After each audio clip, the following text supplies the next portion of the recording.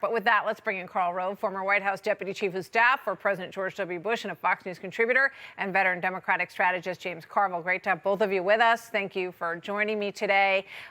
Let's start by this with Stephen Smith, the ESPN anchor, who has also been entertaining the thought of potentially running for president in 2028. Let's watch.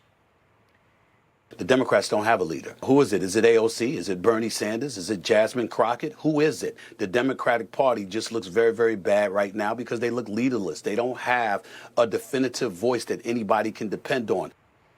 James, your thoughts as you look at this new Wall Street Journal polling and you hear just that one example from Stephen A. Smith?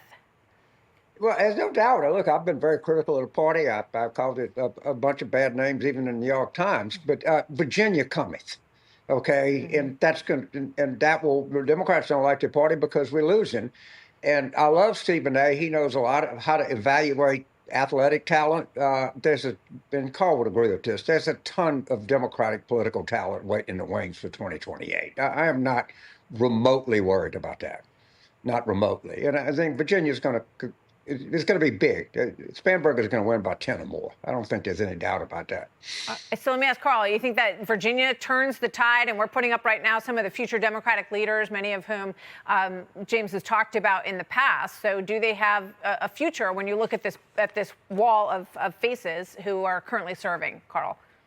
Yeah, well, look, there are going to be several geological ages that are going to come and go before the 2028 presidential contest gins up. But if you look at these polls, the Democrats are in bad shape because among all voters, voters don't like what the Democrats are selling today. And then among Democrats, there are a lot of Democrats who are angry that they lost in 2024. They're saying, what kind of people are we that we lost to these knuckleheads?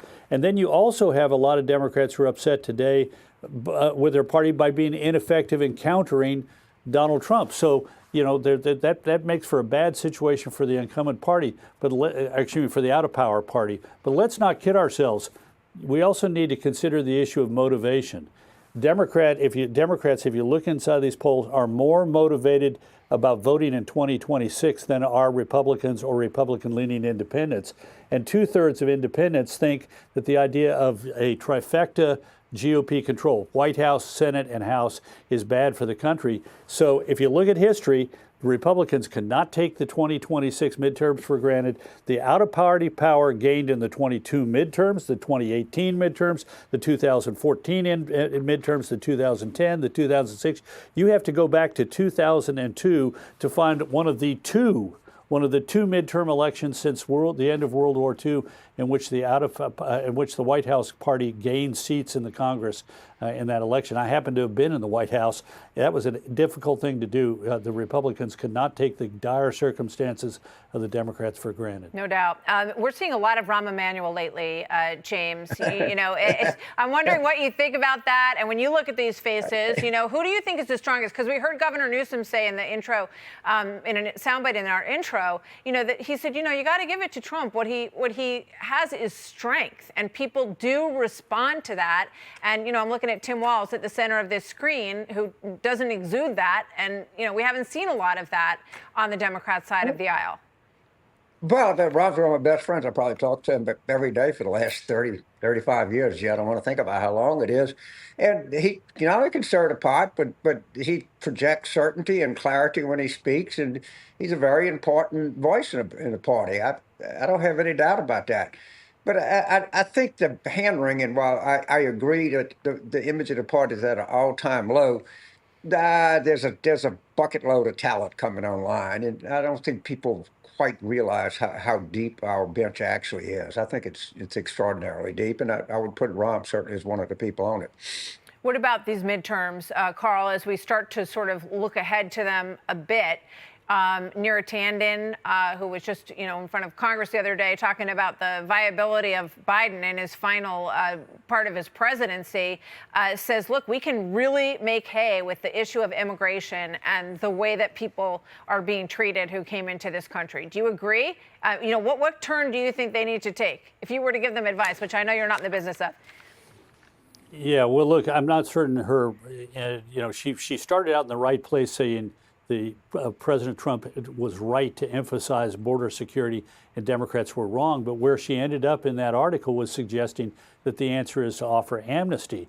No, this is an issue that Trump has won. In fact, the Democrats ought to stop talking about it. If you look at the polls, the more success that Trump has had in handling border security, the less important it is as an issue. So why bring back up an issue that naturally works to his advantage? Find out something new that works to his disadvantage and the Democrats' advantage. James is right. They got a lot of talent.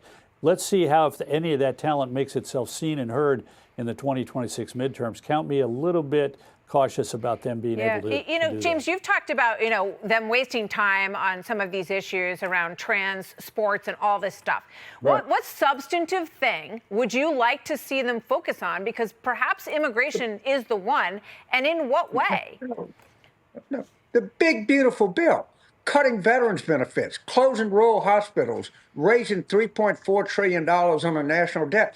I mean, when you have something simple in a gift like this to contrast yourself, you would be stupid to talk about immigration or talk about bathrooms or track meets or anything else. Just define yourself that we don't think this is going in the right direction for the United States, and the numbers are overwhelmingly would support that. But if we keep talking about this other nonsense, we're going to lose our focus. When you have a gift, take it. Yeah. Take it. Well, the economy seems to be doing pretty well, and I know you famously said it's the economy stupid, so we'll see if it continues to be about that. James, thank you very much. Karl, thank you as well. Good to see you both. We missed KJ's birthday, Karl. Murray felt bad about it. Glad we were My wife communicating. had a hell of a birthday party, James. You should have been there. Happy birthday, Karen. Thank you very much, you guys.